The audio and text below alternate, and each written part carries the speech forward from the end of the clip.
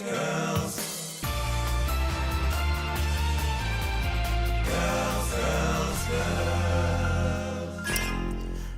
now we're into territory that's new for me. I've done the gardening hour on BBC Radio Suffolk, and that was a little bit scary. This fills me with fear this afternoon. The girls are here. We have Michelle, Bevan, Margett, and Sue Hall. They know what they're doing.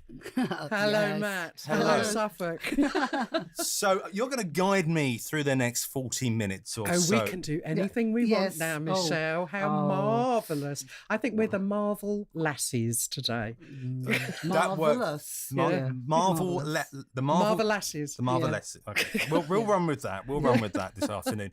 So how are you both doing? Sue, how are you doing? Yeah, good. I mean, really enjoying this weekend with the Maritime Festival, and there's so much life and buzzing around the waterfront. We definitely need things like this more often in this town, I think, because the energy down there is palpable. Yeah, and you've got that fireworks tonight at 9:30, I think. I know, but there's good markets, and so we could do the market bit alone on a more regular basis, and the entertainment bit, you know, I can see us being the Covent Garden of Suffolk. Well, it was nice. Maybe. It was nice. I walked up and down there yesterday about 9-10 o'clock time, and just people relaxing, enjoying being Isn't outside, it lovely? having food. It's exactly what the waterfront should be used for, I think, definitely. So we're going to head back down there, I think, a bit later, aren't we? Yeah. We're going to go down and see the fireworks tonight. Yeah.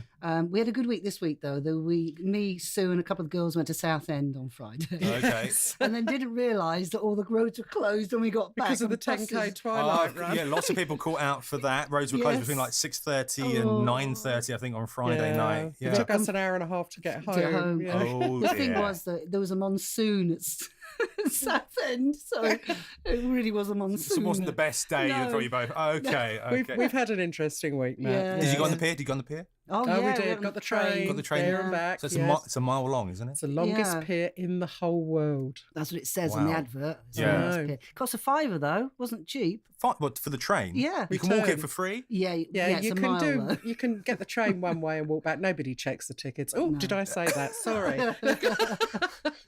Try not to get me in trouble this afternoon. No, I actually said to her, I'm an OAP, and because I go for £2.50, she said, no, you're not.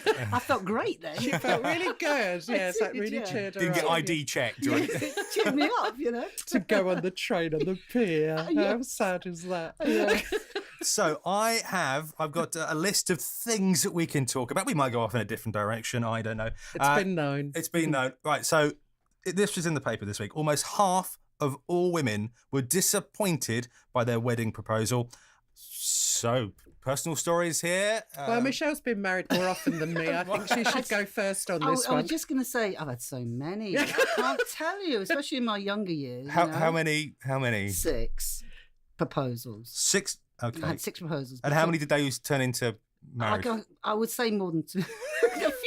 a few. But the thing is, I don't know. So take us through them. The 6 proposals. Yeah, this is before I was 26. Yeah, 6 proposals. Yeah, I don't know. The thing is, I'm like that runaway bride person. You know, I get kind of scared when someone really likes me, because in all relationships, someone always likes one more than the other. And that's always not me. so I don't feel engaged. I like to be a challenge. Yeah. You know what I mean? I like someone not to like me that much so I can work it up and kind of get there. If someone's too open and, I really like you, it's like boring. So were any of the 6, were they the traditional bended knee? It would have involved alcohol, obviously. Of course. I'm learning that. Yes, yeah. And all over the place. Yeah, not one person has gone down on bended knee. Not one person has asked my dad's permission. And I don't think you wouldn't have liked that, would you? No. Okay. No. Sue? Well, I've been proposed to 3 times, so I'm a real novice compared to you. Yes. I did accept the first one, unfortunately. But it was nothing remarkable. He did make a point of waiting until I was horribly drunk before he asked me. I presume that's a mistake. That's not a good way to go. Well, because you agree to a lot of stuff when you're drunk. You think you're the best dancer in the world. You think you're like, it's wrong. You need all your senses about you. It's a big commitment. Yeah, because apparently I accepted when I was drunk as well. And he remembered that, and this was before the days of mobile phones or anything, so there was no photographic evidence of it or anything, which I think puts a lot of pressure onto people nowadays, actually, because things like that, they are intensely personal, but a lot of people make big public displays out of them as well. And, you know, somebody do it at the end of a marathon run, or, you know, they do it at a concert so they can get Jeremy things in the background. And they think they're being spontaneous and romantic, and actually it falls really flat, I think. And I think because women generally don't want a proposal that they feel forced to say yes to. And I'm thinking if it's done in public, then there would be this, I've got to give an answer right here and now. You know, they might want time to think about it. In a way, you don't want it to be a surprise.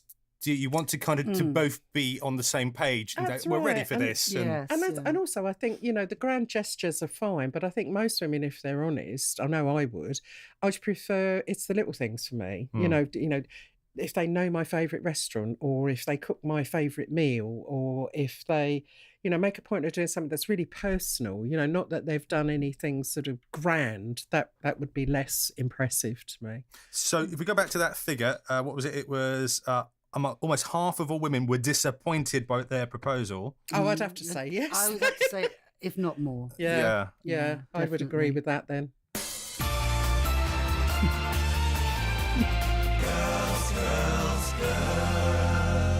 The girls are here. We're talking about a number of things, anything that takes our fancy really this afternoon.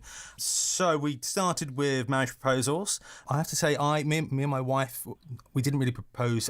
We just said, let's do it, let's get married.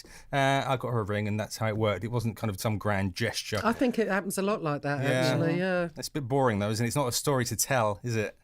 Yeah, that's why people make stuff up, or they do the grand gesture thing. Yeah. Because then it becomes a story. So let's move on. Family businesses now account for 65% of UK businesses. Have you ever started a company or a project with a family member? How did it work out for you? Starting a business with a friend, is that ever a good idea? Or was that a recipe for disaster? So start with... I'm amazed, actually, that is such a high percentage. That is a lot. That are family businesses. And I think there are some really big family businesses that have proved you can be successful.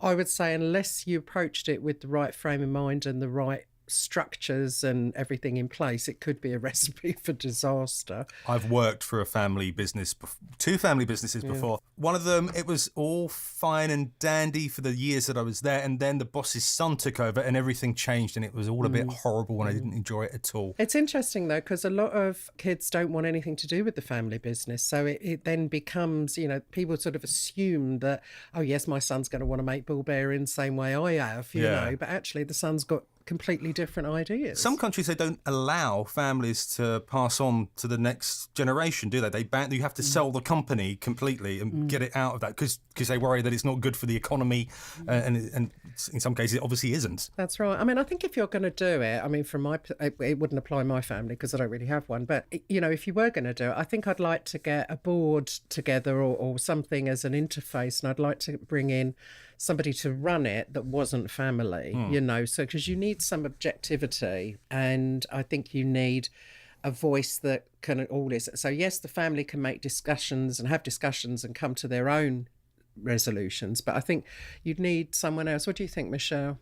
Well, personally, I would never ever start a business with a friend or any family members at all. Yeah. I started my own business a couple of years ago because you're responsible for yourself. And as for boards, to me, they're like kind of talking shops as well. You know, a lot of them are like, we say paralysis by analysis. They all kind of talk all the time as well. But I would never set up with a friend or with family because it always is going to be a recipe for disaster. I went into a house purchase with a friend once, and that was a disaster. Yeah. I would just never go into... Well, if I did it again, I would certainly be for, you know, I'd learned from that experience. But it was a hard lesson to learn. Well, even as I bought a house with someone I wasn't married to, I was engaged to, and even that was a faff. you know, because when you split up, you know, there's a lot of stuff to sort out. So that was a boyfriend, and it was the same kind of principle. So no, I wouldn't. I would never do that again, and I'd never buy again with anybody. My dad had a company, and my sister went to work with him just for a short while. But I think even then, the other members of staff saying, "Well, you know why she got the job, don't you?" And it's that kind of snide remark. Type thing. Yeah. And I just, that's why I say, I think, you know, it probably can be done. And there's a huge percentage of family businesses out there that are obviously succeeding. But whether they've got longevity or not, I don't know. I mean, it depends on the way it's all set up. So. And if you are going to pass your business on to a future generation, sometimes you want that injection of creativity that doesn't come from that way, because you're a bit lazy, aren't you? If you've been given a company to run, you maybe haven't got the creativity and the lust for being the boss of a company. I can imagine that would be very difficult for somebody. Say if my dad had a business, I would never take it over, because that's not something I would want to do. No. And I think because you feel strongly about it, it must let a lot of people down, because you've only got one son and you think, oh, he's going to take on what you do. But that was Sell my it. point I made earlier, you know, that they make an assumption it will always be a family business. And actually, if one generation doesn't want anything to do with it, then you've got to, you know, make another sort of, you know, decision about where the future of the business is. Yeah. You know, I think if I'm probably never getting in the situation where I'll own a company that I can leave to my family, but I think I'd actually say, I don't want you to run it. I'd rather sell it. I'd rather give it to someone else to run or something. See, I run my own business, and it's not just a job I've created for myself, it's actually a business with a value. And I'd like to think at some point I will sell it, because I don't have anyone in the family that will run it the same way as I do. So I will get to a point and say, yeah, that's a business with a value. It has a value to me. I've finished working now. I will sell it. And enjoy yourself. Yeah. I think that's what life is about. Because you've put the effort into making that company. Yeah. That's right. Enjoy it. Yeah. So we had a text from Liam, who is busy combining. He says, Matt, how glamorous is this? I popped the question in a pub toilet, but she did say yes. So it worked Was out. she in the pub toilet with you, Liam? Another text, Monday lunchtime work canteen. Me, shall we get married on Friday? Him, yeah, okay. 46 years and counting. Oh, well done. That's Well from done. Anne in Needham Market. So it does work. So it does work, but not grand gestures, are they? No, so they're far? not. They're just, It's the ones that aren't. That's right. They're the normal ones. Okay, so we've put family businesses to bed. I think we've put marriage proposals to bed for the time being. BBC Radio Suffolk. It's Sunday afternoon. Welcome along to the show. It's Matt Marvel sitting in for Georgina Road this Sunday afternoon. I have Sue and Michelle with me. They are my girls. I have a jingle that I can play.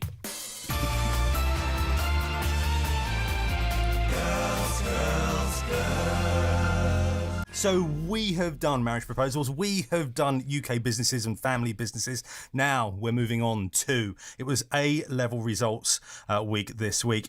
And the question we're asking is, what is best, uni or apprenticeships? How did you get your foot on the career ladder? So, ladies.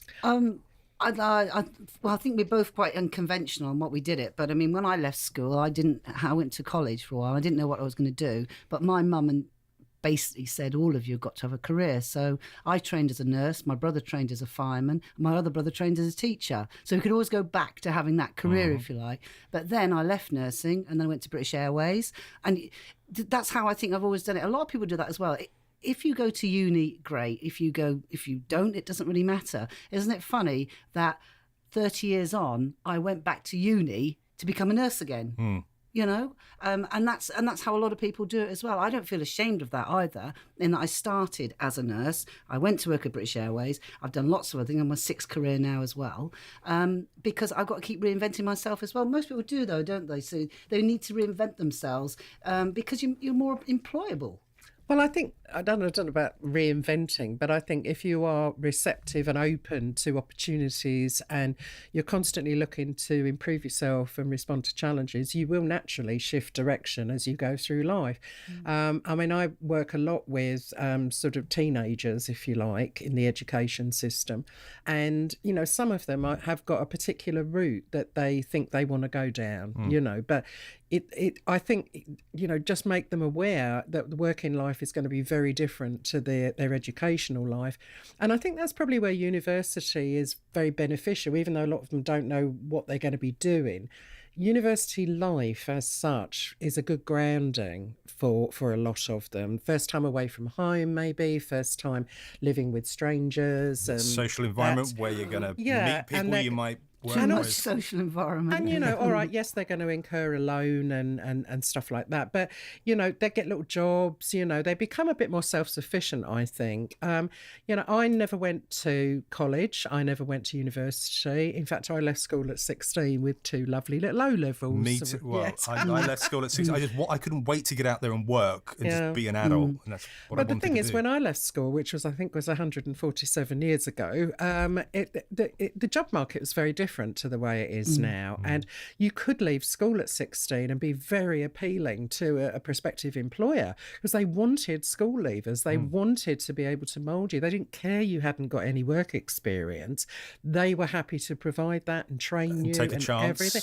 I was sent on 4 interviews by my so-called careers officer and I got offered 4 jobs.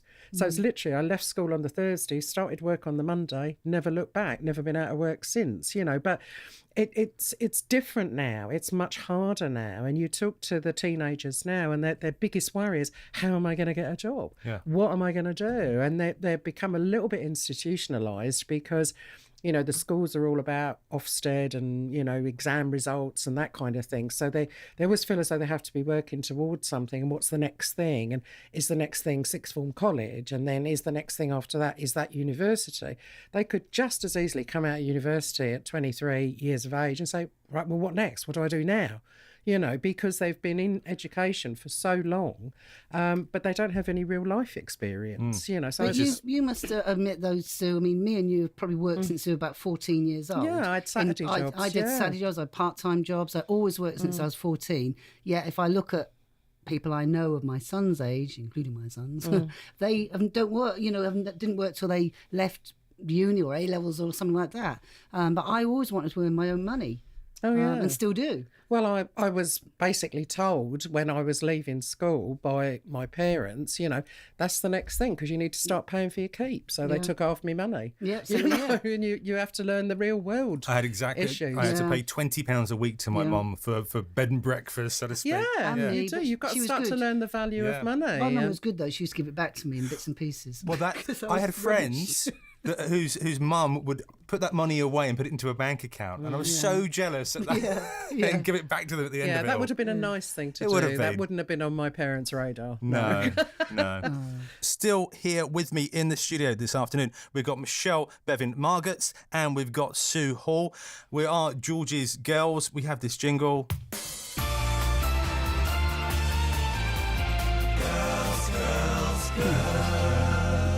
Final subject this Sunday afternoon, the weather.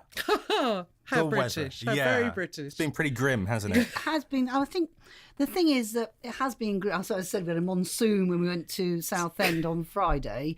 But I mean, personally, I don't mind it being cold. Now's nice, isn't it? It's nice, isn't it? Yeah. I don't like it being too hot. I don't know. I mean, I go away quite a lot abroad, and I don't know, the weather abroad and the sun seems different. I seem to tan. Here I seem to burn.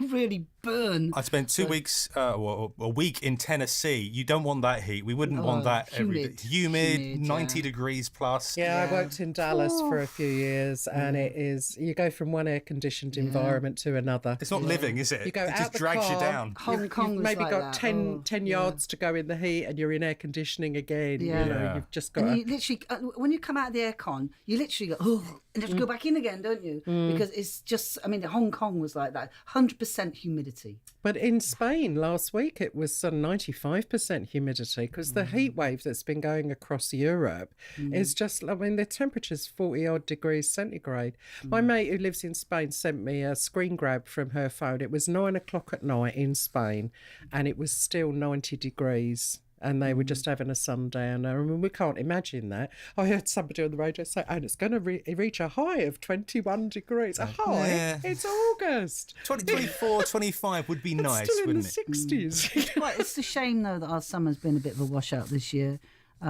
because there's been quite a few events that have had to be cancelled because of the rain. Yeah. I was surprised that, hoping maybe that cycle was cancelled on Friday. It wouldn't take so long to get home because it was a bad day. They didn't get the monsoon till later in the evening. Exactly, yeah. But I think we're very British. That's what the British do very well. We talk about the weather. And we put up with it. We do. It's like queuing. It's what we do, you know. What else are we going to do? Exactly. But Dress we for the like weather. to moan Shoot about the breeze stuff. about the weather. There's We like nothing to wrong with moan. that. It's just a British thing. Whether if it's freezing cold, we moan. If it's boiling hot, we moan. You know, and it's just we'll find something to talk about the weather, and it fascinates other nationalities actually. It does, doesn't it? And we'll find something else to talk about next week when, hopefully, all being well, fingers crossed, Georgina Rowe will be back from midday. Thank you, ladies. Thank you for joining Pleasure. me this Thank you. afternoon. I hope we did all right. I think we did, didn't we? We'll soon find out if the listening figures take a nosedive. Right. Well That's how done, you want to Matt. play. You Thank did you. it. You did Good it. job. Thank you.